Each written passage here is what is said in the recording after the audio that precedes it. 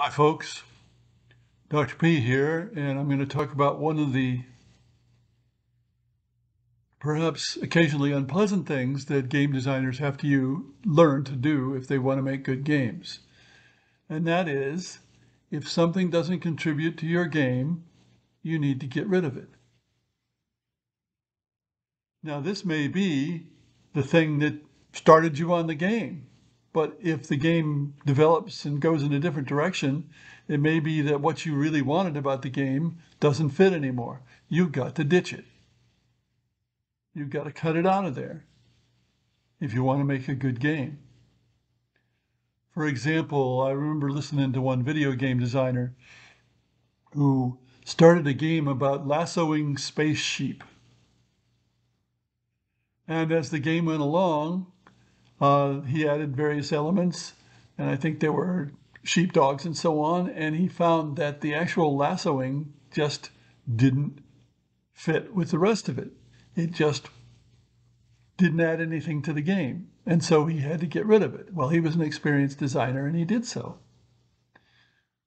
I'll take the example of one of my games that I've never actually submitted anywhere. I call it like something like Interstellar Master Miners. Various space nations are moving into a new system, and they're trying to mine it, but they're also trying to gain influence over more heavenly bodies than others. And there is an element of combat in it, certainly. And after it had been play tested by quite a few people, I realized that whoever was ahead halfway through the game usually won the game. Well, that's a really bad idea, because you could say, well, then why play the rest of the game?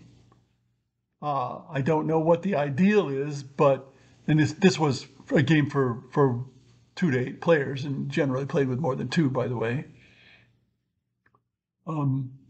If somebody's ahead at the 50% or point of the game, then you'd hope they would win only about 50% of the time. There has to be a way for players to pull back the leader, but if they don't do that efficiently, or if the leader plays really well, the leader's going to continue and win.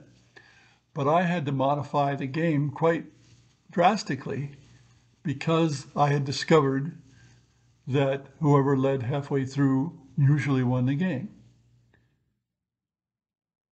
This all relates to self-indulgence. You can't be self-indulgent when you're a game designer.